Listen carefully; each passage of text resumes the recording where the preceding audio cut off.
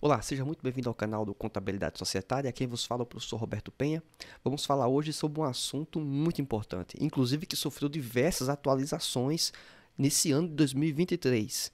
Vamos utilizar aqui, então, inclusive informações muito atualizadas quanto à folha de pagamento, no quesito de INSS e também imposto de renda. Então, vamos trabalhar aqui nesta aula uma folha de pagamento nos descontos e nos vencimentos, situando-se em um quesito, uma situação hipotética em que 4 trabalhadores eles vão ter aí a série de quesitos, itens que são relativamente comuns, uma situação modelo, exemplo, mas que vamos utilizar com os dados atualizadíssimos. Estamos gravando este vídeo aqui em junho de 2023, então eu quero que você também tenha atenção apenas a esta informação.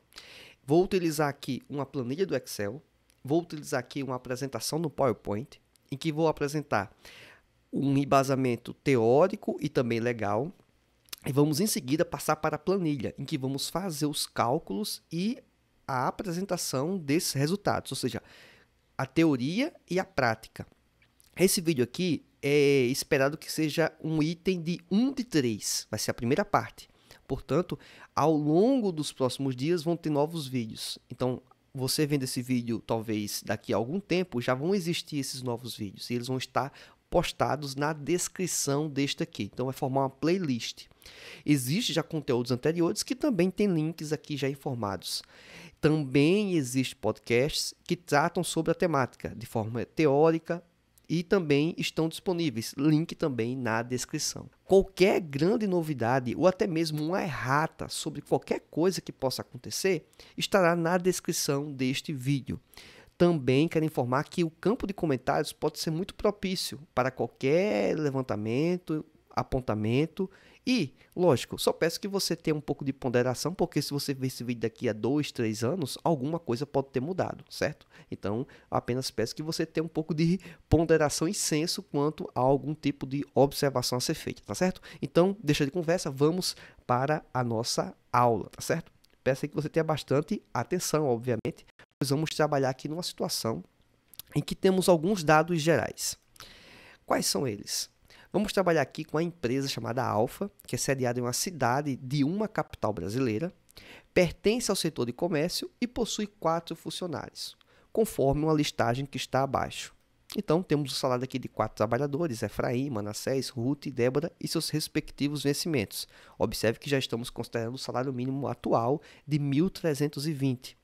Bem, outra informação que ao longo da nossa exposição você vai perceber que vai ser importante, que vai ser útil, é a ideia de quantos trabalhadores existem da organização, mas também os dias úteis.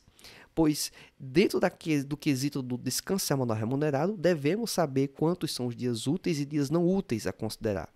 Bem, existe também um acordo quanto à conversão coletiva, que é 60%, em virtude das horas extras. E também temos aqui uma série de outras informações que vamos seguir aqui ao longo dessa exposição. Você já deve estar percebendo que existe um QR Code aparecendo aqui nesta aula. Se você estiver assistindo via TV, você vai poder escanear e ter acesso direto ao link que estão os materiais utilizados nesta aula. Isso mesmo, eu vou disponibilizar todo o conteúdo gratuitamente e vai estar disponível no canal do Telegram, tá certo? Então, o link consta na descrição, não vai agora, primeiro assista a aula, compreende como funciona a planilha, para que você possa depois acessar esse conteúdo.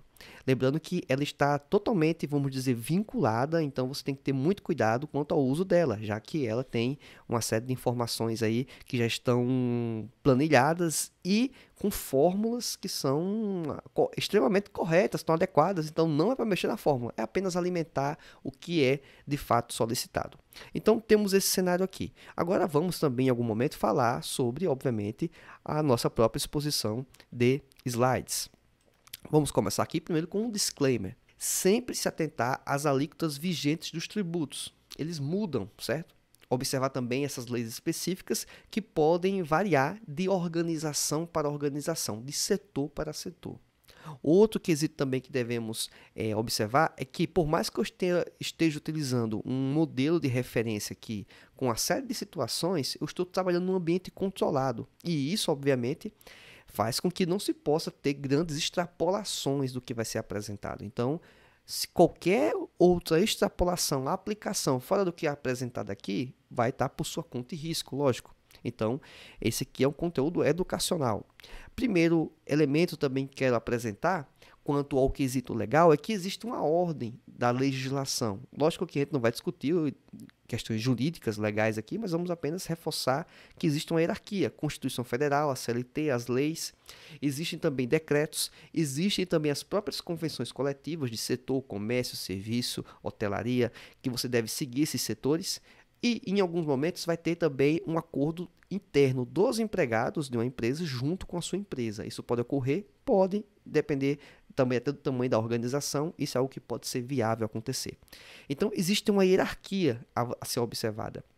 Lógico, qualquer item que seja de benefício para o empregado, ele é, obviamente, aceito e bom que seja seguido, tá certo? Então, uma empresa pode, por exemplo, na questão do adicional de hora extra, extrapolar que pode trabalhar com a ideia de 80% quanto à questão do adicional de hora extra, enquanto que a Constituição menciona que é 50%. Perceba, então, que esse valor a maior foi algo benéfico para o trabalhador, então, algo que deve ser seguido. Então, perceba que para acrescentar vantagens ao trabalhador, não se segue a lógica da hierarquia, mas no quesito de retirar vantagens ou limitar os direitos do trabalhador, aí não pode, tem que seguir a hierarquia legal. Avançando um pouco mais, vamos trabalhar aqui um dos primeiros elementos que vai ser pedido nesta atividade, vai ser a ideia do cálculo da hora extra.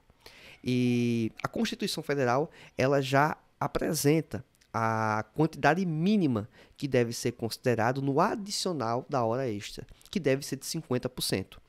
Também é importante ressaltar que existe um cálculo para se saber a quantidade de horas trabalhadas que um trabalhador CLT e tal tem que ter de trabalho durante o mês. Existe aqui a exposição de por que vamos utilizar 220 horas aqui na nossa apresentação. Esse cálculo aqui ele é de referência para várias situações. Existem quesitos, por exemplo, que podem ser considerados 180 horas, como o setor bancário, em que se trabalha 6 horas, o regime de trabalho. Então, multiplicando pelo fator de 30 dias que a própria CLT, no artigo 64, recomenda, teremos, então, 180 horas. Então, perceba que não é algo que é aplicado para todos os trabalhadores. Depende do nicho em que estamos situados. Perceba que a empresa que estamos trabalhando como referência, logo do início, foi mencionado, foi indicado que ela trabalha na área urbana, porque existem também diferenças quanto ao tratamento dos trabalhadores da área urbana para a área rural. Não vamos entrar nesses méritos porque já são situações mais específicas, mas só para você ter um entendimento em que nível pode ser a discussão e a divisão e a modificação de tratamento a ser dado. Bem, temos aqui um exemplo de aplicação, já que daqui a pouco vamos aplicar na nossa planilha, no cenário em que estamos trabalhando com a série de itens a serem solicitados lá naquela aba inicial da nossa planilha. Temos um trabalhador que ele recebe um salário de R$ 1.800, ele tem uma carga horária de 44 horas semanais, logo, o mensal, o cálculo tem que ser considerado 220 horas, certo? E ele possui um adicional de 50% de hora extra, ou seja, está seguindo o mínimo constitucional. E que esse trabalhador fez 3 horas no mês, a qual precisamos fazer esse cálculo. Precisamos fazer o cálculo dos R$ 1.800 dividido por 220 horas. Obtemos o valor de R$ 8,18. Logo em seguida, temos o cálculo dos 50% do adicional de hora extra. Então, portanto, R$ 8,18 vezes 50%, que é o nosso adicional, obtemos o valor de R$ 4,09. Portanto, esse valor de R$ 4,09, somados à hora normal de trabalho dele, que equivale a R$ 8,18, temos a hora extra dele total de R$ 12,27. Como ele trabalhou 3 horas, 12,27 vezes 3, temos o valor de R$ 36,81, que são devidos de hora extra para esse trabalhador. Agora vamos dar um pulo, né, para a nossa planilha aqui, para servir de referência quanto à nossa análise. Temos aqui uma situação em que menciona-se que 2 funcionários eles possuem horas extras. Então, essa é informação muito importante. porque vamos trabalhar com esses números aqui. Efraim possui 10 horas extras e a Ruth possui 8 horas extras. O fluxo de raciocínio que eu estou considerando aqui é com base na ideia dos primeiros vencimentos e depois os descontos de cada trabalhador. Então, eu mapeei as informações aqui, que estão disponíveis nessa aba Atividade, e vamos trabalhar com ela no item chamado Folha de Pagamento. Só que você percebe que ela está totalmente preenchida. Exatamente, porque aqui vamos expor a teoria e vamos expor já a prática e as respostas que estão em cada uma dessas abas aqui. E vou explicar a você como você manipula a planilha. Ou seja, o objetivo aqui é você fazer na ponta do lápis, você fazer em seu sistema, que você porventura possa ter, e você também possa fazer um controle à parte numa planilha do Excel. É esse o objetivo. Lógico, o software contábil bem estruturado, bem organizado, ele vai ser muito eficiente e melhor do que o próprio Excel. Então, não tenha dúvida quanto a isso. Mas, para fins didáticos, o uso do Excel é uma ferramenta muito boa e aí por isso que vamos utilizar ela, obviamente de fácil acesso, e isso é um fator também interessante. A própria planilha precisa alimentar aqui algumas informações, que elas vão ser utilizadas no escopo das próximas abas. Como nós temos a informação do salário mínimo na aba Atividade, que é o item 3, nós vamos colocar ele na planilha. Vou marcar aqui todos os itens já apresentados, discutidos, atendidos os critérios, eu vou marcar aqui de amarelo. Então, o 1.320 de salário, já foi atendida essa informação, porque eu só preciso colocar ela aqui. Coloquei essa informação de R$ 1.320, eu já vou ter alguns cálculos sendo feitos na planilha. O salário base dos trabalhadores, eles constam no item, se eu não me engano, 2, exatamente. O item 2 aqui, temos o salário de cada um dos trabalhadores. Pegamos esses salários, que o enredo da questão apresenta, e colocamos aqui nessa aba chamada Dados Iniciais. Feito isso, automaticamente, eu tenho os itens sendo puxados aqui para a própria linha rúbrica de salário base. Perceba então que esse item aqui já é um elemento que está sendo preenchido automaticamente em virtude da planilha Dados Iniciais. Perceba que eu coloquei aqui nas abas, em cada uma delas, as incidências. O que quer dizer isso? Aquilo em que vai ter o cálculo do INSS, FGTS e também do imposto de renda. Perceba que para cada um deles eu coloquei certas rúbricas. Então, a primeira rúbrica que já preenchi foi o próprio salário base. Aqui vamos focar agora, vai ser as horas extras. Só que, para o cálculo das horas extras, existe um fator que antecede ele, que é o adicional de insalubridade e periculosidade. E você pode se perguntar, por que isso? E aí existe o fundamento, obviamente, legal, em que vamos apresentar aqui rapidamente, para você entender um pouco do raciocínio da ideia da insalubridade e da periculosidade. Primeiro que a CLT, na seção 13, em que trata das atividades insalubres ou perigosas, no artigo 189 define insalubridade como: serão consideradas atividades ou operações insalubres aquelas que, por sua natureza, condições ou métodos de trabalho, expõe os empregados a agentes nocivos à saúde acima dos limites de tolerância, fixados em razão da natureza e da intensidade do agente e do tempo de exposição aos seus efeitos. E no artigo 192 estabelece aqui os critérios, ou pelo menos determina, né, que existem 3 níveis, 10%, 20% e 40%, que são os graus, do nível mínimo ao nível máximo. Isso você vai poder também ter ciência ou acompanhar essas informações dentro da NR15. Ela vai apresentar os critérios para a insalubridade. Você talvez possa se perguntar, é muita coisa para pesquisar, é muita coisa para procurar. E eu deixei tudo isso salvo, vou até mostrar aqui para você acompanhar, pois tem um arquivo que eu também zipei. Nesse arquivo zipado, eu vou apresentar, eu vou deixar exposto, né, disponível, todos os itens em que eu utilizo como referência de legislação, de referência, de súmulas do TST, que vão ser úteis para o próprio uso, né? Temos aqui a referência em que eu apresentei dos documentos que vão ser úteis. Você pode ver que tem o livro de súmulas do TST, Manual de Orientação do E-Social, atualizadíssimo, inclusive, de junho de 2023. A NR15, atualizadíssima também, a última versão. Temos também uma série de normas do INSS. Você vai depois compreender um pouco dos raciocínios que vão ser utilizados, os anexos, ou seja, muita informação aqui disponível, já salva, preparada, atualizadíssima e vai estar disponível no grupo do Telegram, certo? No nosso canal do Telegram. E esse conteúdo, obviamente, você pode acessar nos links, tá bom? Então vamos continuar aqui a nossa exposição. Porque eu quero mostrar esse item aqui, algumas especificidades, para você entender o raciocínio. Bem, critérios para a insalubridade. Existe uma documentação em que é legal, certo? Que antecede a essas súmulas do TST. Só que teve uma série de discussões quanto à base de cálculo para a insalubridade. E teve uma decisão no Tribunal Superior do Trabalho que mencionou que o critério a ser considerado seria o salário básico da função e não necessariamente o salário mínimo. Olha que interessante. Só que, com o passar do tempo, teve uma série de divergências, inclusive também no próprio judiciário, em que a súmula perdeu a sua validade, vamos dizer assim, ficou suspensa. E, portanto, ficou o critério que inicialmente era considerado. Qual o critério? É que a base de cálculo para a insalubridade é o salário mínimo. Então, se o trabalhador ganha mais que o salário mínimo, o fator da insalubridade não é em cima do salário básico daquele trabalhador, mas sim sobre o salário mínimo deste. E isso, obviamente, faz diferença no cálculo dos vencimentos de cada trabalhador.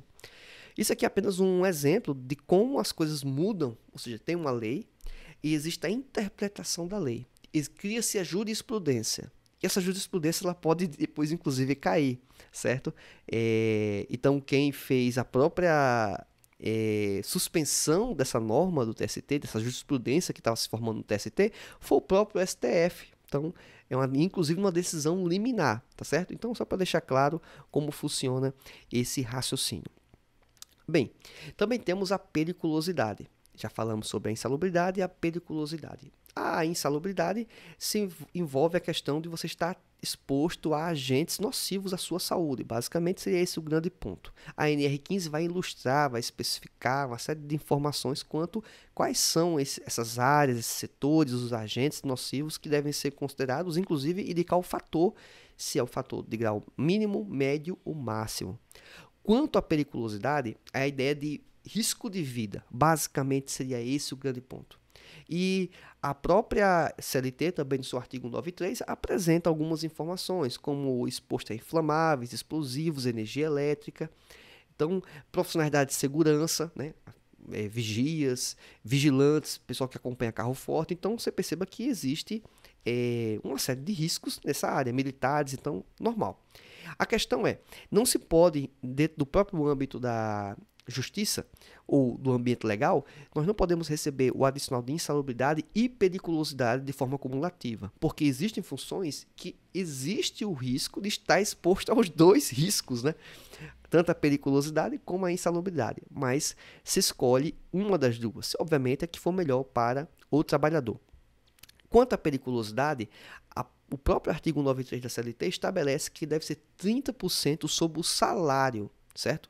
Sem o acréscimo de resultantes de gratificações, prêmios ou participações nos lucros da empresa. Ou seja, o salário base do trabalhador é que vai ser a referência para o cálculo da periculosidade e não o salário mínimo. Isso é muito importante deixar claro. Então, insalubridade é em cima do salário mínimo, a periculosidade em cima do vencimento base do contratado junto àquele empregado, tá bom? Então, expomos ao raciocínio da insalubridade e da periculosidade, não exponho aqui nesse momento, em tese, os quesitos que tratam sobre o impacto disso na hora extra, o argumento por quê, né, que vai impactar tal. Por quê? Quando você vai fazer o cálculo da hora extra, deve-se levar em conta o salário hora daquele trabalhador. E se entende que o adicional, seja de insalubridade ou periculosidade, vai compor base para cálculo de hora extra.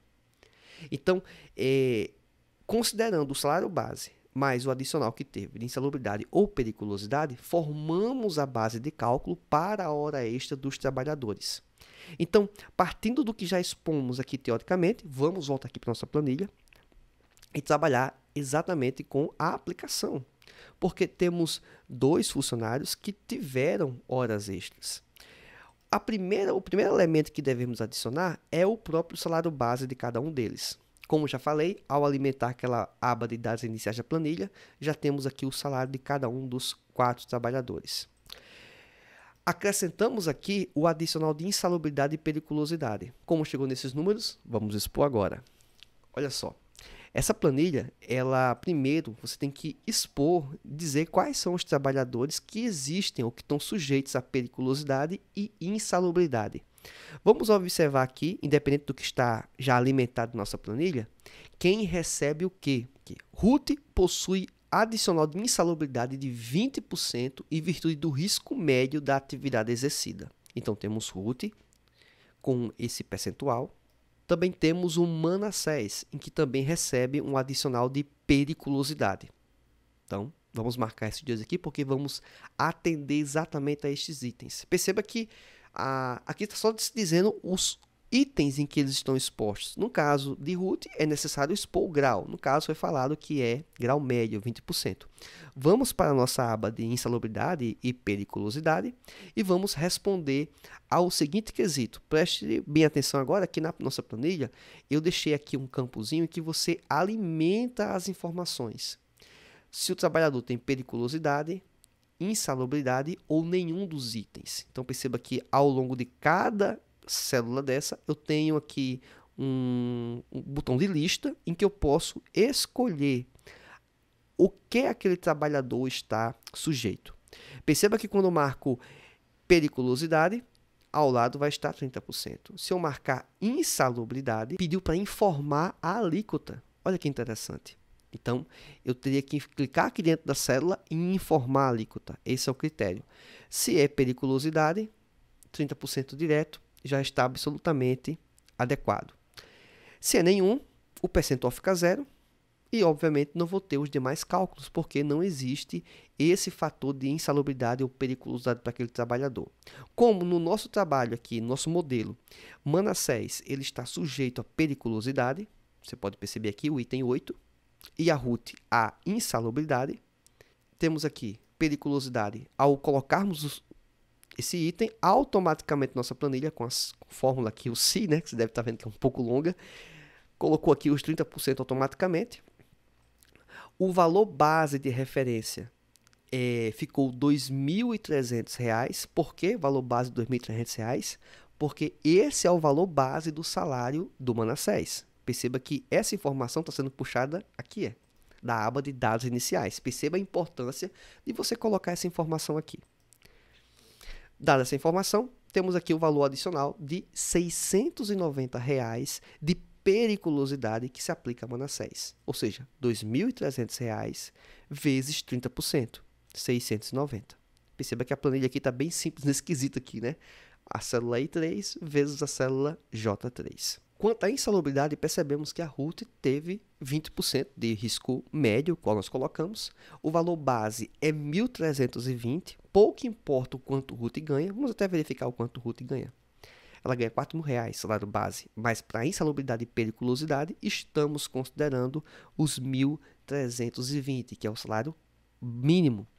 E com isso, nós temos um adicional para ela de R$ 264. Perceba que esses elementos aqui expostos vão alimentar 2 abas na nossa planilha. A primeira delas é a própria hora extra. Perceba que já está aparecendo aqui os 690 e os R$ 264. Perceba que ao longo dessa aula você talvez tenha que dar umas pausas, absolutamente normal. Faça o seu cálculo na mão, porque é o ideal para você acompanhar, quem estiver aprendendo, principalmente alunos de contabilidade, e vá acompanhando a planilha, tá certo? Então, a forma de checar. A planilha é um acompanhamento, a planilha não é a resolução de tudo, a planilha é apenas uma referência, tá bom? Ao longo disso, você vai perceber também que na aba Folha de Pagamento, eu já tenho as informações de insalubridade e periculosidade alimentados, exatamente, do Manassés e da Ruth. E os valores com a mágica do Excel, né, da fórmula, está batendo em absoluto com o que já expomos anteriormente, tá certo?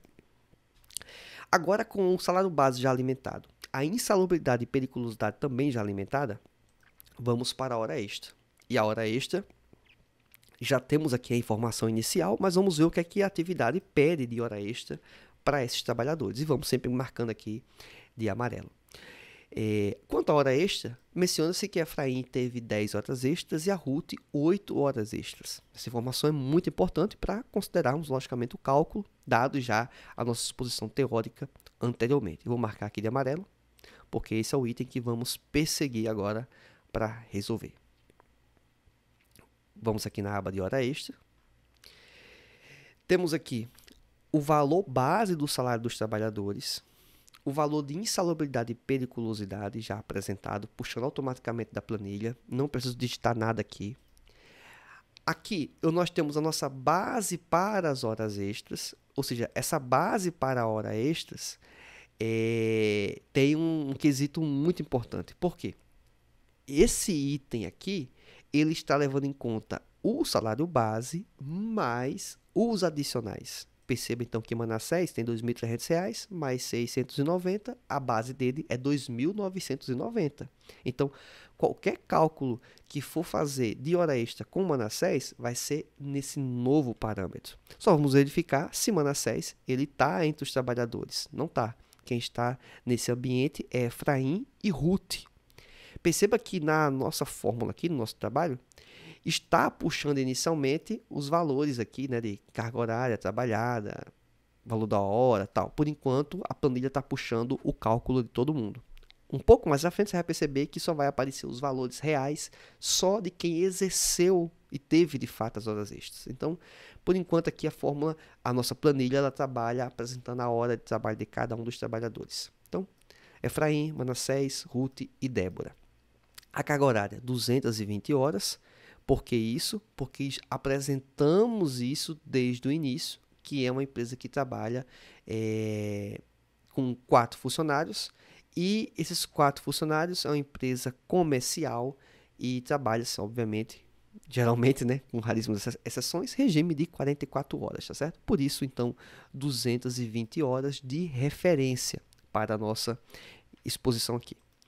Feitos os cálculos, chegamos à hora de trabalho de cada um deles, tá certo? Um pouco mais à frente aqui, temos as horas extras, que são 60%. Essa informação aqui está sendo apresentada também na nossa própria planilha, a gente percebe isso, que é o item 5. Já estou, inclusive, grifando ele aqui de amarelo, porque é um item que está sendo já atendido. E aqui esse é um ponto que é um item que você tem que colocar na mão, porque é algo que pode variar. Se for 70%, coloca 70%, se for 50%, coloca 50%, e assim vai. Então, chegamos aqui ao cálculo do valor do adicional da hora extra. Como se chega nesse número? O valor da hora de trabalho vezes o percentual. Então, 60% de 26,36 desse primeiro trabalhador vai dar R$ 15,82. E aí vamos partir para o segundo elemento, que é a soma da hora normal, comum de trabalho, mais o valor adicional da hora extra. Então vai ser 26,36 mais 15,82, que vai resultar em R$ 42,18. No caso específico, o primeiro funcionário, que é o Efraim, ele teve 10 horas de trabalho. Então, ao alimentar isso aqui na planilha, perceba que essa aqui é uma fórmula, tá? Travada aqui. Eu coloquei as 10 horas de trabalho. Chegamos aqui no valor total de R$ 421,82. Esse é o valor das 10 horas de trabalho do funcionário chamado Efraim. O terceiro funcionário, que também teve horas extras, que foi a Ruth, ela teve uma hora de trabalho de R$ 31,01, uma hora extra, e ao multiplicar por 8 horas, que foi o que ela teve, ela chegou ao valor de R$ 248,09. Percebeu então que para calcular a hora extra, eu tive que calcular e considerar os adicionais de insalubridade e periculosidade. É toda empresa que vai ter isso? Não. Aqui foi um cenário criado para que tenha-se algumas possibilidades. Estamos esgotando todas? Também não. Existem outras possibilidades, existem outras ações, mas que não estamos a considerar aqui. Por isso que é um estudo modulado, uma situação bem específica, tá certo? Por isso que é importante, inclusive, você acompanhar as próximas aulas que vão ter mais conteúdos, vão tocar em mais outros pontos. Feito isso, nós temos aqui nossa aba de folha de pagamento, em que já temos as horas extras. E a lógica, a mágica aconteceu, né? Os valores aqui estão batendo exatamente com a planilha. Lógico, está tudo vinculado, né? E aqui temos a informação chamada total da folha, porque é o valor que vamos fazer os lançamentos contábeis, que não vai ser nesse vídeo aqui, para não ficar tão longo, vai ter um vídeo posterior que vamos trabalhar com os lançamentos contábeis dos reflexos dessas operações, tá bom? Bem, e falando em reflexo, vamos aqui para um novo item, que é o reflexo da hora extra, DSR, né? O que é a DSR, né? O descanso semanal remunerado, ou repouso semanal remunerado, como acontece de aparecer na própria legislação. A DSR, ela existe dentro da própria Constituição Federal, no artigo 7º, no item 15, fala que o repouso semanal remunerado preferencialmente deve acontecer nos domingos, inclusive, né? É algo bem interessante. Então, e esse é um dos direitos do trabalhador. Lógico que tem vários outros que o próprio artigo 7º apresenta, mas esse é um deles. Na Lei 605 de 1949, no artigo 1º, diz o seguinte: todo empregado tem direito ao repouso semanal remunerado de 24 horas consecutivas, preferencialmente, né, aos domingos, e nos limites das exigências técnicas das empresas, nos devidos feriados civis e religiosos, de acordo com a tradição local. Então, a Constituição, leis que até antecedem, né, a própria Constituição, lógico, mencionam a importância e a ideia do que é o descanso semanal remunerado. Então, como se faz esse cálculo? Por que se faz esse cálculo? Essa é uma outra pergunta interessante. O trabalhador ele tem uma carga horária que corresponde a 220 horas. E ele tem um descanso para isso. À medida que ele trabalhou as horas extras, ele deveria ter o descanso correspondente para essas horas, receber por isso. Então, basicamente, é esse o raciocínio. Como vamos chegar nesses valores? Nós pegamos o valor base de referência, que é, no nosso caso aqui, só vai ser as horas extras. Nós temos as horas extras, que já foram fruto de adicionais de insalubridade e periculosidade, né, formaram base para calcular a hora extra. Esse valor da hora extra vai servir de referência para a nossa descanso semanal remunerado, o nosso cálculo do DSR, como alguns chamam, né, usam a sigla. Para isso, eu preciso de duas informações: a quantidade de dias úteis do mês e a quantidade de dias não úteis.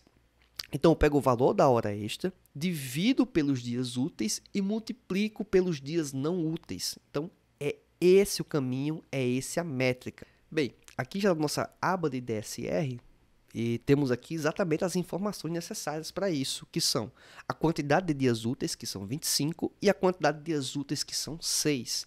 Como é que eu sei isso? Porque no nosso caso trabalhado, hipotético, essa informação foi dada. É o item 4 aqui.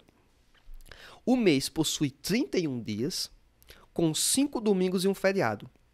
Ou seja, 31 dias menos 6, ficou 25 dias. Então, 25 dias úteis e 6 dias não úteis, porque o domingo e o feriado é considerado dias não úteis para, logicamente, o escopo que estamos trabalhando aqui, tá certo? Então, vamos marcar aqui também, mais uma vez, de amarelo, porque aqui já é um item que está sendo atendido novamente. Bem, voltando aqui para a nossa própria aba da DSR, temos aqui o valor das horas extras, que já foram previamente puxadas, inclusive, né, na nossa aba de horas extras, automaticamente, e chegamos aqui ao valor do nosso DSR. Perceba que a própria fórmula aqui em cima está indicando que são os valores de 421,82, no caso aqui do funcionário Efraim, dividido por 25, perceba que está entre parênteses, porque eu tenho que obter essa informação, e depois eu multiplico pelos dias não úteis, que foram 6.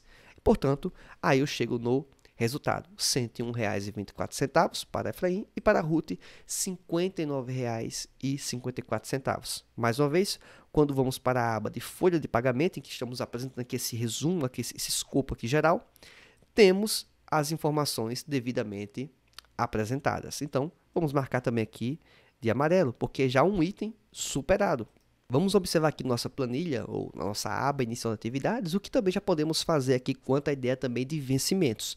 Perceba que a linha aqui, no nosso resumo, já aparece o salário família. Vamos observar aqui quem é que tem, a princípio, direito, né, ou a tese a receber esse benefício. Bem, a Débora, ela possui um dependente de 11 anos de idade. Para se receber o salário família, tem que ser inferior a 14 anos de idade, né, a criança. Também tem que observar o salário do trabalhador, se está dentro dos critérios de salário de renda, né, que permite isso. No caso da Débora, quando vamos observar aqui os próprios salários iniciais dela, é 1.320, ela recebe o salário mínimo. Logo, nós sabemos que ela vai receber, certo? Isso aí é um caso latente, porque ela está no mínimo do mínimo. Então, o critério, a tabela que nós consideramos, ela é um pouco acima do mínimo. Daqui a pouco eu vou mostrar ela no próprio slide, tá bom? Vou salvar aqui de marcar de amarelo, porque é um item que já está superando aqui nesse momento. Perceba que esse item poderia eventualmente ser utilizado no cálculo do imposto de renda, porque isso aí é considerado um dependente para ela, então a depender da renda, ela teria esse benefício no cálculo, né? Mas no corre da renda dela que baixa, ela não vai ter o uso disso nesse momento. Perceba que Manassés tem um dependente com 16 anos de idade, mas eu não posso considerar ele, já que ele supera a idade. Então, é até indiferente saber qual o salário do Manassés agora, porque ele já não tem idade nem sequer para poder participar ou fazer parte da ideia do salário família. Então, vamos observar aqui no próprio escopo dos slides. Vamos dar aqui um pequeno passo adiante, aqui, porque a gente volta para essa tabela que você viu aqui. Temos dois salários que quem paga não é exatamente a empresa. Como assim? Quem paga é o governo. A empresa faz uma espécie de repasse, ela antecipa o desembolso financeiro e depois lá bate do seu INSS. Mais adiante, vamos ter um vídeo que vamos tratar sobre isso e você vai ter aí o entendimento, tal, como é que funciona esse fluxo de operação. Bem, temos o salário família, como aqui o próprio slide apresenta, é com 14 anos de idade, ou seja, é 13 anos e 12 meses, não é 14 anos e alguns meses, tem que ser 14 anos incompletos, como se diz. Então, essa pessoa tem direito, né, o pai ou a mãe que trabalham tem direito a isso. Qual é o limite? A portaria também é atualizadíssima do próprio Ministério do Trabalho, né? Temos aqui o valor de R$ 59,82 para quem ganha até R$ 1.754,18, o que atende o critério que estamos trabalhando como modelo, que é uma funcionária que ganhou o salário mínimo, logo ela vai receber esse benefício. Perceba, então, que vamos adicionar aqui na nossa planilha automaticamente, porque eu coloquei aqui a formulazinha para puxar do campo, né, observando o critério, poder também digitar direto, não. Uma coisa que não tem como você automatizar isso inicialmente, vai ter que colocar isso em algum lugar na planilha, então poderia se colocar aqui direto na aba dos próprios salários dos trabalhadores. Perceba que, vamos ver se tem mais algum outro auxílio, né? Algum outro benefício, algum outro vencimento para esses trabalhadores. No item 15 aqui está falando de um deles, que é a ajuda de custo que um dos trabalhadores recebeu aqui referente a diárias para a viagem. Ou seja, o trabalhador, ele, na verdade, está recebendo um ressarcimento por algo que ele gastou. Então, isso aqui é muito importante porque não vai incidir para a base de cálculo de INSS, FGTS, imposto de renda, porque, na verdade, isso aqui é apenas uma espécie de repasse. Não é uma constituição de um vencimento, de um provento propriamente dito. É apenas a ideia de um repasse que está sendo feito dentro da folha de pagamento. Não necessariamente precisaria ser feito dentro da folha, é até um elemento importante a mencionar. Tem empresas que trabalham com a ideia de fundo de caixa, né? Você tem o pagamento das despesas por parte do trabalhador, em que existe um fundo que vai ressarcir quando ele apresentar as notas, né? Então, é um outro caminho também. Percebemos que já colocamos a informação aqui do Efraim, né? R$ 800. Então, mais um item superado aqui, vamos também marcar em nossa planilha. Então, mais um item superado. Vamos avaliar agora quanto à questão de eventuais outros benefícios que esses trabalhadores possuem. E, ao observar aqui a nossa planilha, percebemos que eles têm o benefício do Vale Transporte. Débora possui o benefício do Vale Transporte, com desconto em folha pelo limite em lei, sendo que o custo total das passagens é de R$ 230 por mês. Ou seja, então ela recebe benefício no cartão, no ticket, no bilhete, até R$ 230. Na verdade, ela recebeu R$ 230 por meio desses mecanismos. Já o Efraim, de igual forma, recebeu R$ 250. Então, ele teve, por algum fator, ele deve ter um trajeto diferente, deve ter algum tipo de tarifação diferente, então ele paga a mais, né? Tem esse custo maior para ele.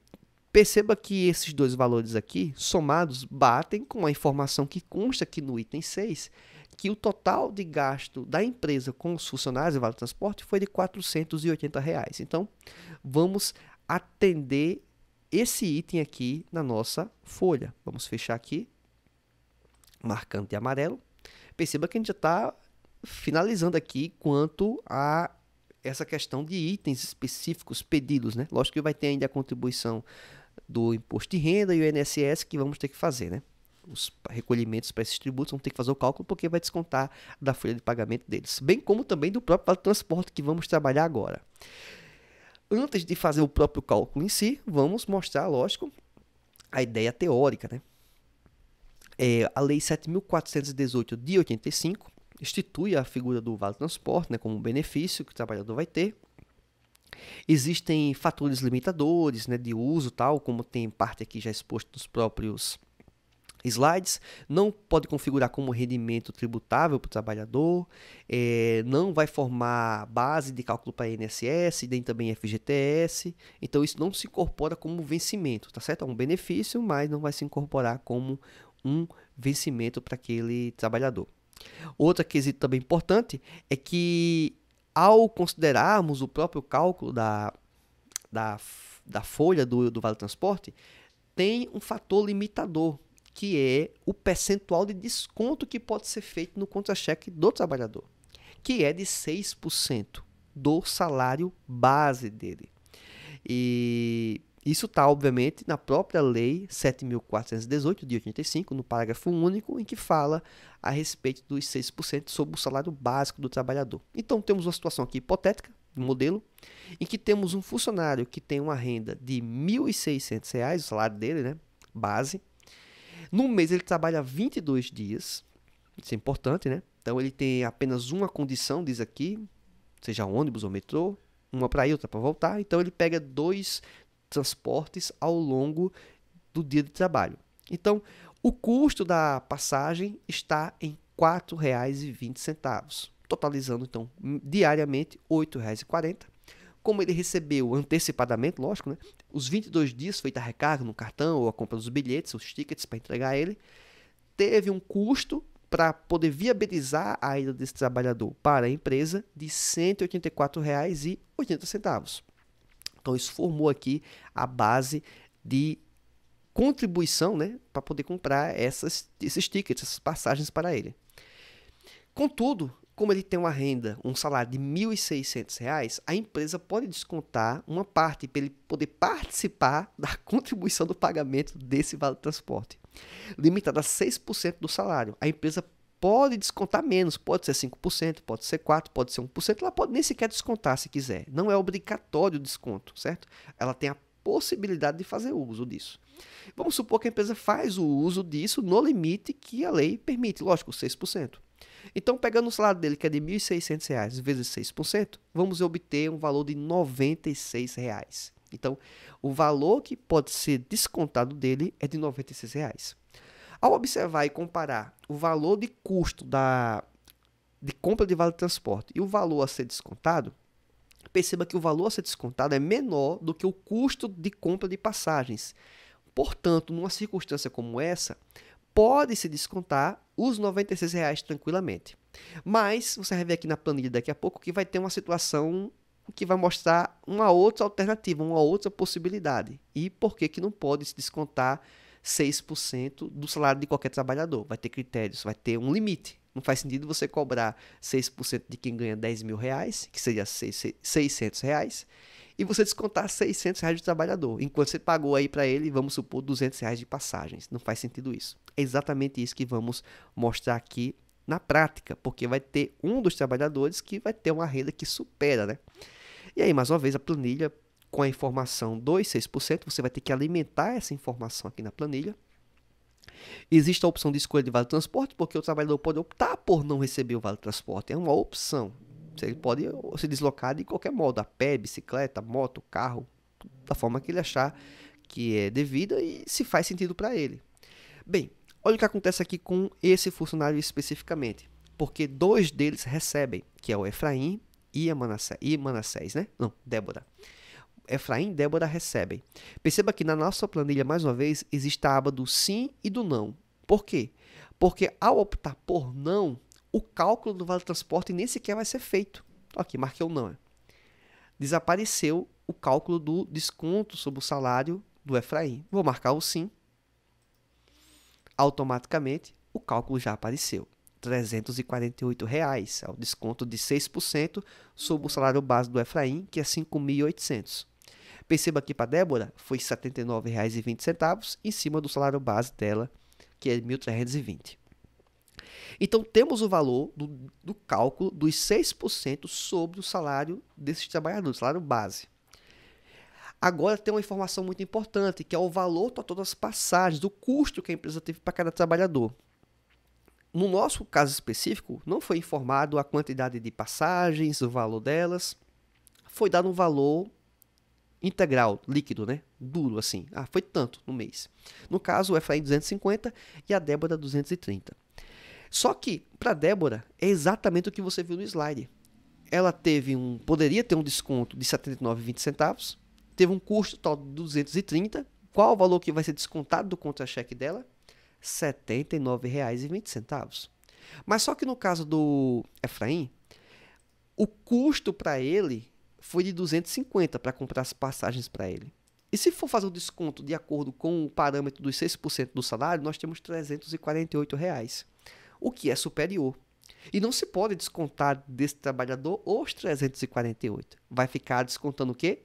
Os 250. Fica limitado ao gasto de compra de passagem. Perceba que na planilha, por isso que é a vantagem de trabalhar com ela, essa informação já apareceu de forma direta. Os R$ 250 apareceu aqui, porque essa foi a melhor forma. Porque aqui tem inclusive a fórmula do se, né, cadastrada aqui previamente, em que diz, ó, se o valor exceder o valor total das passagens, você considera o valor total das passagens como desconto. Se for abaixo, que foi o que aconteceu no caso da Débora, você vai considerar o quê? O valor descontado percentual em cima do salário daquele trabalhador. Portanto, no caso da Débora, R$ 79,20 e já para o Efraim só pode descontar no máximo 250. Mais uma vez, essa informação integrada à aba folha de pagamento, nossa planilha, vamos ter aqui os respectivos valores já apresentados. Olha aqui, certo? Já puxou automaticamente. Perceba que eu tenho aqui o total de vencimentos, né? Nessas linhas aqui em negrito. E também temos agora aqui já entrando no campo dos descontos. Começamos com o primeiro elemento, que foi o auxílio transporte.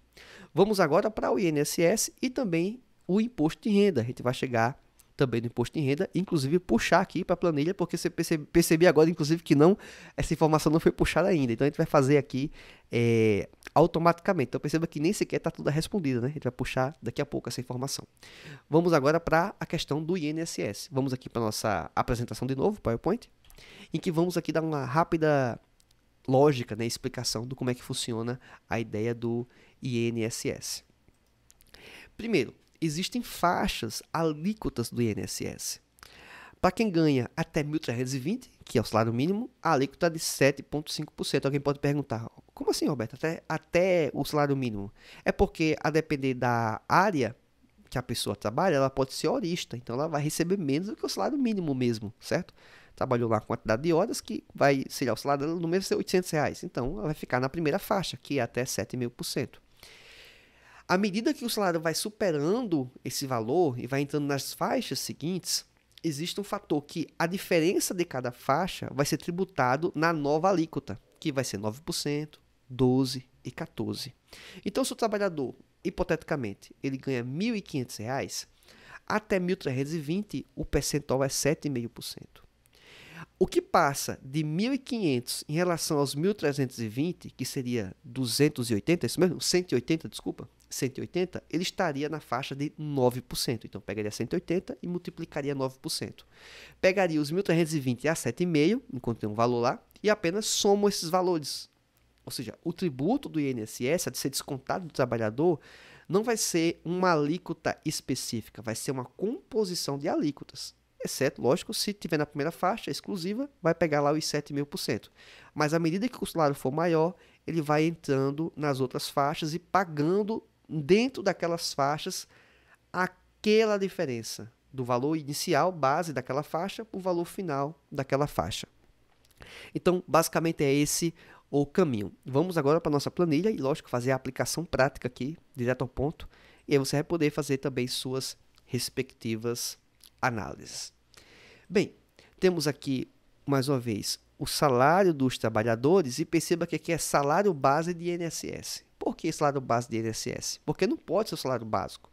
Aqui vai estar considerando todos os elementos que podem e são base para o INSS, como o adicional de horas extras, a própria DSR, o descanso semanal remunerado, insalubridade, periculosidade. Só um fato curioso que o Efraim aqui não vai estar, por exemplo, aquela ajuda de custo. Perceba que aqui o total dele está 6.323. E se você for olhar, o total de vencimentos dele até supera, né? Está mais de 7.000. Só que, quando formos compor aqui a nossa base de cálculo, eu tenho que excluir o salário família, que no caso de Débora, né, aconteceria isso. E também temos que excluir o efeito do próprio ajuda de custo, em que o Efraim ele recebeu e não pode compor. Então perceba que a base de cálculo do INSS não quer dizer que vai ser o total dos vencimentos.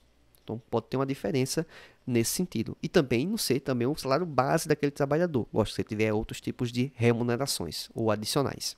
Então, mais uma vez, voltando aqui para o nosso cálculo de INSS, formamos aqui com base na nossa própria planilha, puxando agora, fazendo o inverso, puxando da aba folha de pagamento, porque estamos compondo aqui cada um dos itens, e aqui temos as fórmulas dentro da rúbrica, né, de base de cálculo do INSS, puxando essa informação para o nossa própria planilha de cálculo do INSS, temos aqui as nossas bases de tributação, que são as faixas 1, 2, 3 e 4.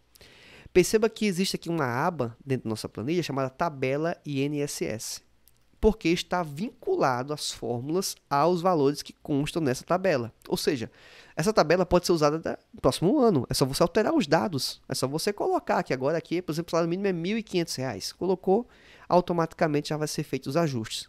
Então, basicamente é isso. Então, quem ganha até 1.320, que são os 4 trabalhadores, vai ter desconto de 7.500%. Perceba que a nossa fórmula aqui é basicamente isso, 1.320 vezes 7.500%. Então, o item foi superado.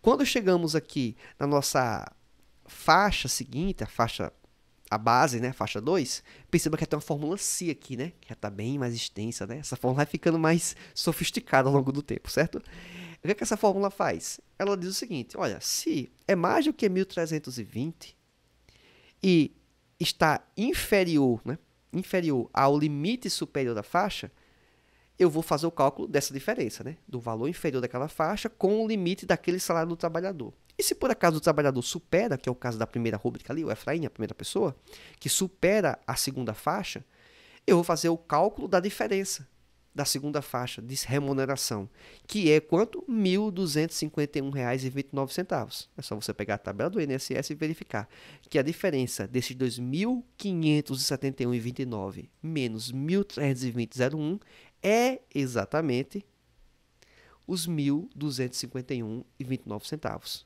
Então, os 3 primeiros funcionários aqui nas linhas, né, o Efraim, o Manassés e Ruth, eles conseguiram superaram a segunda faixa. Então, eles pegaram o valor completo na primeira faixa e pegaram o segundo também completo. Já a Débora, ela como recebe o salário mínimo, ficou no primeiro ponto. Já na primeira faixa, ela pagou e pronto, não tem mais o que contribuir quanto ao INSS. Então, quem superou ainda vai para a terceira faixa. Também temos a fórmula C, ainda mais sofisticada, colocando mais informações, e a faixa de 12% agora. Estava em 7,5%, foi para 9%, agora 12%. Perceba que para tanto Efraim como Ruth, os valores ainda ficaram no limite dentro daquela faixa, porque eles entram na quarta faixa ainda. Já o Manassés, ele ficou pelo caminho, porque ele está na terceira faixa apenas. O salário dele, ele excede um pouco a terceira faixa. É só observar, ele está aqui com 2.990, o valor base de referência. Quando vamos observar a tabela do INSS, a terceira faixa é até 3.800 e começa em 2.500, ou seja, ele passou um pouco dos 2.500, mas ele não consegue chegar até o final da faixa correspondente. Portanto, ele não vai ter aqui o limite, né, o gap, a diferença total dentro dessa faixa. Então, com base em 418,71, ele teve 12% aplicado, R$ 50,25. E perceba que na quarta faixa ele já não tem mais informação nenhuma, porque já ficou pelo caminho, como também a Débora.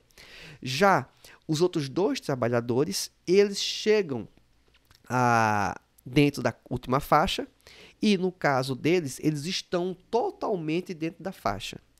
O Efraim está com 6.323, enquanto a faixa é 7.500. Ou seja, ele está então com o salário dele totalmente dentro dessa faixa.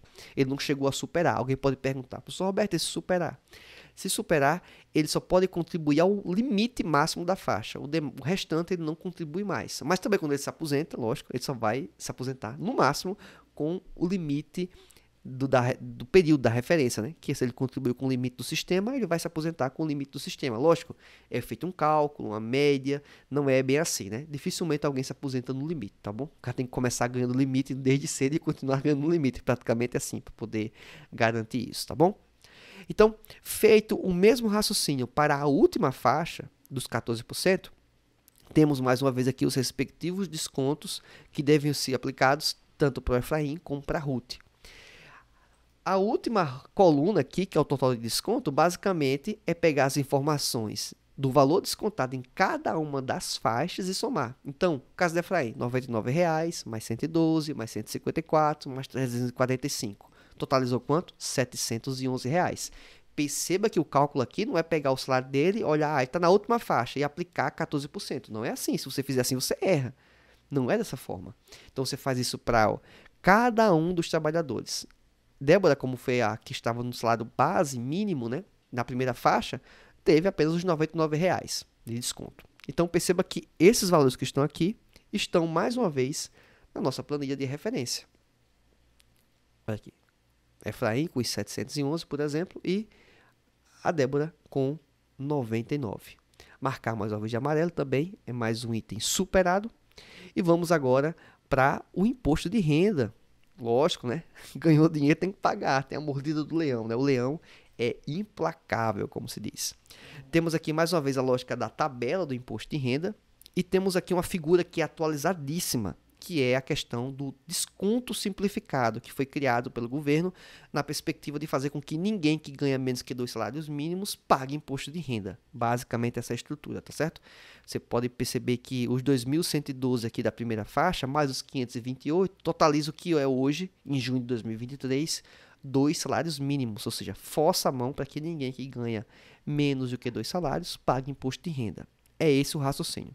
Então, vamos aqui expor como é que funciona isso, porque temos a informação aqui de dedução por dependente e tem aqui as opções que eu coloquei, deduções legais, desconto simplificado e mais vantajosa, porque cada trabalhador vai ter o direito de escolher o que é melhor para ele, qual tipo de mecanismo que ele quer aplicar para o seu cálculo de imposto de renda. Então vamos começar aqui com Efraim, lógico, né? Vamos seguir a ordem que estão aqui os cálculos. Colocamos aqui o salário base para o imposto de renda, mais uma vez, alimentado da própria planilha, na aba de folha de pagamento, certo? Está aqui, base de cálculo, que coincide com a base de cálculo do próprio INSS, inicialmente é assim. Daqui a pouco você vai ver que a gente vamos utilizar a informação do INSS, que é agora, porque para você compor a base efetiva do imposto de renda, para fazer a aplicação da alíquota, você tem que descontar o INSS, pago, né, descontado do trabalhador. Temos a informação de cada um deles. Perceba que eu estou fazendo aqui o cálculo a princípio até da própria Débora, que a gente sabe que não vai pagar imposto de renda. Você pode perceber que ao final aqui está até com a fórmula indicando um erro, porque ela não tem as informações necessárias para poder fazer isso. Lógico, ela não tem a renda necessária. Coloquei aqui o desconto do INSS. Coloquei a informação de quantidade de dependentes. Roberto, como é que está essa informação aí? Tá logo no início lá. A gente sabia que a Débora tinha um dependente e também o Manassés possui um dependente. Vamos marcar aqui de amarelo porque vamos utilizar agora o dependente do Manassés. Voltamos aqui para a nossa tabela, na nossa aba de imposto de renda. Temos aqui para Manassés um dependente e para Débora 2. A planilha está totalmente automatizada, então se eu colocar aqui 2, automaticamente o cálculo vai ser feito aqui, do valor total a deduzir, e aí forma todo o cálculo. Então, aqui está automatizado. Então, deixei um, porque apenas um para cada um deles. Então, chegamos aqui ao valor da chamada pensão alimentícia, que é um campo importante. Se tiver a pensão alimentícia sendo paga, esse valor é descontado, tá certo? Do imposto de renda. Então, essa informação aparece aqui. Sim, quanto ao dependente, existe um fator de valor a deduzir para cada dependente. Então, o primeiro dependente, R$ 189,59. O segundo, assim por diante, tem valores adicionais, sempre mais R$ 189,59. Os critérios dependentes é a questão de maior idade ou menor idade, e também quem está fazendo ensino superior, aí até certa faixa, que mora com aquela pessoa tal, é também constituído um dependente. Existem outras especificidades, área militar tal, que eu não quero entrar nessa discussão aqui, mas de maneira geral é esse o parâmetro. Se é dependente para a declaração de imposto de renda, pessoa física lá, aqueles critérios, se atende isso, vai atender aqui para esse quesito também. Então, chegamos aqui inicialmente, depois de considerar o valor base inicial para o imposto de renda, deduzindo o INSS, deduzindo os dependentes, se assim tiver, deduzindo a pensão alimentícia, caso tenha, deixei esse campo aqui fixo, também está na planilha, está formatado também, né, a fórmula para ele, caso tenha, você possa colocar. Chegamos aqui à base para as deduções legais, né? O valor que vai servir de referência aqui para a nossa planilha. Por que base para deduções legais? Porque vai existir duas bases. A base para a dedução simplificada e a base para as deduções legais. O que diferencia uma da outra é que na base para as deduções legais, estamos trabalhando aqui com as diferenças desses itens que acabei de apresentar, desconto INSS, valor a deduzir, pensão alimentícia. Quando nós estamos trabalhando com a base para a dedução simplificada, nós não podemos lançar mão, olha que interessante, dos elementos do desconto de INSS, do valor de pensão alimentícia e de dependentes. Não se pode fazer isso. Você pega o valor de referência menos os R$ 528. Você pode perceber que para o Efraim, por exemplo, o valor da dedução simplificada seria os 6.323, que é a célula B3 aqui, também diminuindo dela, qual valor? Os R$ 528. Você pode observar que a tabela aqui, imposto em renda, célula H4. Vamos olhar aqui, tabela de imposto em renda, H4. Desconto simplificado, R$ 528. Então, perceba que esse valor aqui para a base para a dedução simplificada é esse valor menos os R$ 528. Feito isso, nós temos aqui as duas bases de referência para a aplicação do imposto de renda. Então, olha só em que nível, né, vamos dizer assim, está o cálculo. Então, com o levantamento desses dois itens, agora a gente pode fazer o seguinte, observar o campo de escolha. E o escolha aqui tem, mais uma vez, as opções. Você pode escolher o base de deduções legais, que leva em conta esses quesitos que já apresentamos. Você pode escolher a base desconto simplificado. Perceba que acabei de alterar aqui, a fórmula aqui já mudou, tá vendo? Já mudou o valor final. E também temos a opção chamada mais vantajosa. Automaticamente já entende que, nesse caso aqui para o Efraim, é o valor de base para deduções legais. Ao fazer isso, a planilha automaticamente faz o cálculo. Mas olha que interessante, para o cálculo das bases para deduções legais, se você pegar aqui os 5.611,91 e multiplicar por 27,5, você vai encontrar um valor de 1.000 e alguma coisa. Só que por que aparece então 658,31? Porque na própria fórmula, você vai observar aqui, né, nesse rumo de CI ou PROC-V e tal, você vai perceber que dentro da tabela de imposto de renda, ao chegar na faixa em que se enquadra, você vai ter um desconto, uma parcela a deduzir, que no caso da última faixa, que é o caso de Efraim, R$ 884,96. Então, só para poder deixar bem claro isso, vou aqui abrir uma calculadora. Na verdade, fazer até no próprio Excel aqui do lado, né?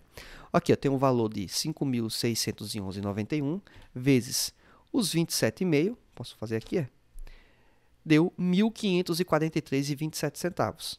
Esse valor menos 1.543,27 menos, vou pegar aqui da própria planilha, os 884,96, nós temos um valor de R$ 658,31. Portanto, o valor de base para deduções legais. Além de considerar o INSS, dependentes, pensão alimentícia, o valor obtido de referência vai ser aplicado a alíquota, 27,5%, por exemplo, e em cima disso vai ser descontado o quê? A parcela a deduzir, que está na própria tabela do imposto de renda. Está aqui ela, tá vendo? Não tem nenhum mistério isso aqui, está na própria tabela. Isso está na planilha, automatizado, certo? Agora você pode dizer, Roberto, mas se eu preferir o desconto simplificado? O raciocínio é o mesmo. Olha aqui, eu vou mudar de mais vantajoso para o desconto simplificado. Ficou R$ 708,18. O que é que mudou? A base inicial de referência. Aqui estava em 5.611, aqui ficou 5.795. Então, esses poucos reais a mais fez exatamente que aumentasse também o imposto de renda em alguns reais. Então, para fazer isso é simples, né? É só colocar esse valor aqui, alterarmos, né? 5.795, né? Vezes 27,5 e temos um novo valor, 708,68, porque é o valor de 1.593,64 menos a parcela deduzir específica de quem está na faixa de 27,5, chegou aqui nos R$ 708,68. Roberto, e como é que se chega nesses valores aqui das alíquotas? A planilha está fazendo automaticamente, mas não precisaria da planilha exatamente para isso, dá para fazer no olho, é você olhar quanto é que ficou o valor de referência, e você, lógico, vai escolher o que for a melhor opção, é melhor 5.611 ou 5.795? Então você vai dizer, não, melhor 5.611. Então tu entra na tabela de imposto de renda, verifica, 5.611 está em qual faixa? Está na última, certo? Então está na última faixa, então vai se enquadrar nesse quesito. Então, inclusive, a última faixa, o céu é o limite, né? É 27,5 e ao infinito e além, né? Então, perceba que isso é um ponto importante a considerarmos, tá bom? Pronto. Feito isso, para cada um dos trabalhadores, você vai chegar no valor devido, né, do imposto de renda. Cada trabalhador pode escolher, só que eu vou colocar o mais vantajoso para todos eles. Deixei aqui mais vantajoso, mais vantajoso. Então, para todos eles, são esses aqui os respectivos valores a serem descontados para pagar o imposto de renda. Vamos agora então colocar isso na nossa planilha, né? Fazer um link aqui, já que esse item não estava anteriormente ao início da nossa aula. Coloquei aqui igual, vou colocar aqui na nossa planilha. Primeiro, vamos colocar aqui o segundo, 26 e 25, Manassés. E o terceiro, Ruth. Pronto. E o quarto não teve, foi Débora, estava no salário mínimo, não teve nenhum tipo de contribuição. Perceba que aqui nós cobrimos já todos os elementos. Vamos confirmar aqui. Marquei de amarelo. Todos os elementos que eram necessários para a nossa aula controlada de vencimentos e descontos. Vamos observar aqui no campo de atividades. Cobrimos todos os itens que eram necessários. O campo de dados iniciais, percebemos que usamos todos eles, né? Utilizamos cada uma dessas abas que estão aqui, mas a última não, né? A última são os links importantes. Então, tudo que eu utilizei aqui em algum momento de referência, e essa pode até inclusive ser atualizada, essa planilha aqui, vai aparecer nessa aba de links importantes. Então, você pode fazer a checagem, verificar item por item, um por um, e fazer suas próprias conclusões. Pegar, inclusive, um material atualizadíssimo. Espero que essa aula tenha sido boa para você, o suficiente. Qualquer dúvida, qualquer questão, você repita o trecho do vídeo, avalie, faça na ponta do lápis. Qualquer questão que você achar pertinente mencionar, alguma colocação, use o campo de comentários para poder fazer isso, tá certo? Os links importantes, quaisquer atualizações, erratas, o que for, eu vou ficar sempre colocando na descrição deste vídeo. Então, recomendo, obviamente, que você, além de se inscrever no canal, caso não tenha feito ainda, compartilhe esse conteúdo e curta ele nas demais plataformas, que também temos um podcast. Aguardo você na nossa próxima aula. Até mais. Tchau, tchau.